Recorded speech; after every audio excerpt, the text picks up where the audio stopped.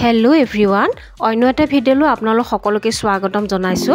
আজি ৰেচিপি ভিডিওটো হৈছে গাজৰৰ হালৱা আৰু ৰেষ্টুৰেণ্টত যাবই নালাগে ঘৰতে টেস্টি আৰু ডিলিশিয়াস গাজৰৰ হালৱা কেনেকৈ বনালো বলক এতিয়া ভিডিওটো আৰম্ভ কৰো। এয়া চাওক অৰেঞ্জ কালাৰ গাজৰ মই আধা কিলো লৈ লৈছো আৰু এতিয়া গাজৰৰ সাইডখিনি কাটি ওপৰৰ বাকলিখিনি গুছাই লম আৰু এই বাকলিখিনি কটাৰীৰে ৰুকি দিলেও ধুনিয়াকে গুছুৱা যায়। এতিয়া চাওক গুটেইখিনি মই বাকলি গুছাই হল ভালদৰে ধুই লৈছো আৰু এতিয়া চপাৰছটোৰ সহায়তে মই গুটেইখিনি গাজৰ চপ কৰি লম আৰু এয়া চপাৰছটোৰ সহায়ত চপ কৰিলে খুব ধুনিয়া হয় মিহি হয়।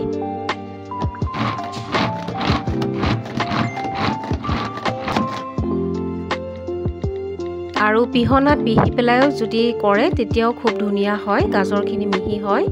আৰু ইয়া চাওক মোৰ গুটেইখিনি চপ কৰি ৰেডি কৰি লোৱা হৈ গ'ল আৰু এতিয়া হালৱাত দিবৰ কাৰণে এয়া কাজু আলমণ্ড খিচমিচ আৰু এয়া চেনি লৈ লৈছো। এতিয়া গেছৰ ওপৰত কেৰাহী এটা উঠাই দিলো, 1 চামুচ ঘি দি দিছো। ঘিখিনি গলি যোৱাৰ পিছতে মই ইয়াতে গাজৰখিনি দি দিম। ইয়াতে ফ্লেভাৰৰ কাৰণে তেজপাত দুটাও দি দিছো।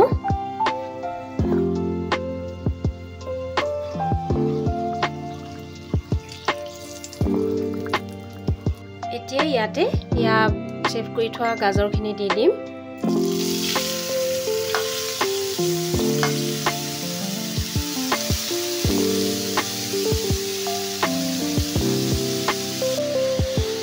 গাজৰখিনি ঘিখিনিতে অলপ সময় ভাজি লম।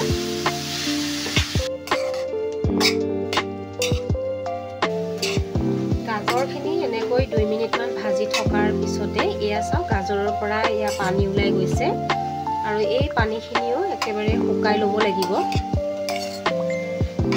আৰু এনেকৈ অলপ সময় ভাজি থাকিব লাগিব।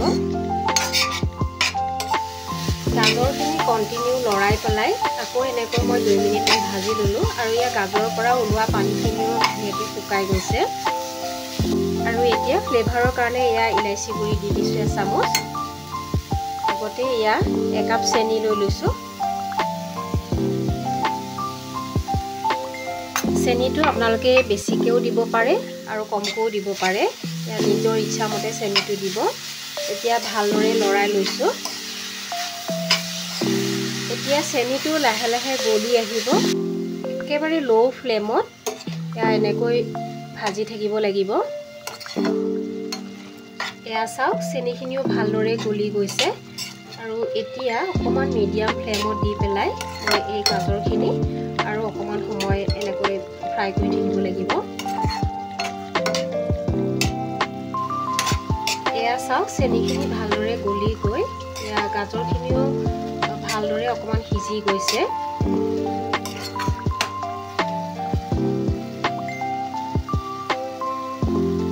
এতিয়া এয়া আলমণ্ড বাদামখিনি দি দিছো আৰু এয়া কাজু বাদামখিনিও ইয়াতে দি দিছো, লগতে খিচমিচখিনিও ইয়াতে দি দিছো। ইয়াতে কেশৰ মই অকমান দি দিছো, এইটো অপচনেল হয় নিদিবও পাৰে। এতিয়া ভালদৰে এবাৰ লৰাই লম আৰু অলপ সময় এনেদৰে লৰাই লৰাই এয়া ফ্ৰাই কৰি থাকিব লাগিব।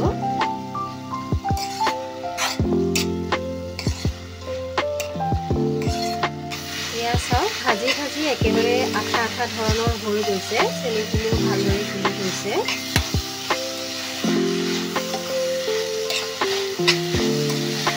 ইয়াতে এতিয়া 1 কাপ গাখীৰ দি দিছো।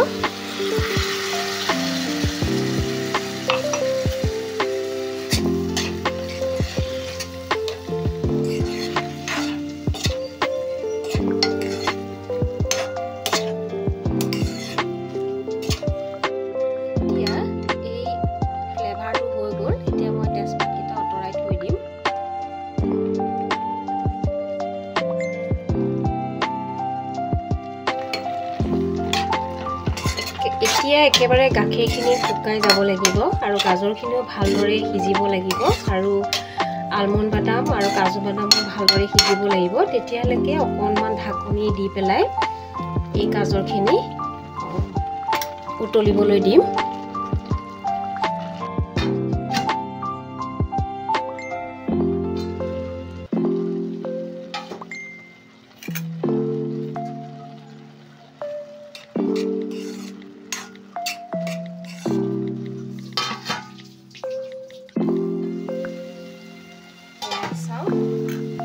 গাখীৰখিনিও ধুনীয়াকৈ শুকাই গৈছে আৰু গাজৰখিনি ভালদৰে সিজি গৈছে।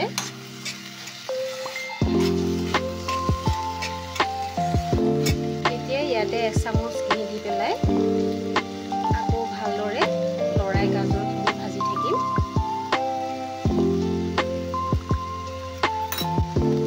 আৰু ইয়াতে মাৱা বা খয়া নিদিলে এয়া মই পাউডাৰ গাখীৰ 1 পেকেট দি দিম ইয়াতে, তেতিয়াও আমাৰ খুব ধুনীয়া এটা টেষ্ট হ'ব।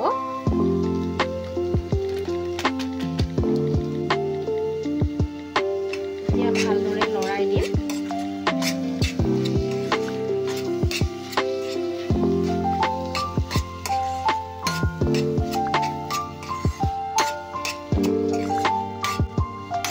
এয়া চাওক, পাউডাৰ গাখীৰখিনি দিয়াৰ পিছতো ভালদৰে মিলাই পেলাই 1 মিনিটমান সময় এয়া ভাজি লোৱা হৈ গ'ল।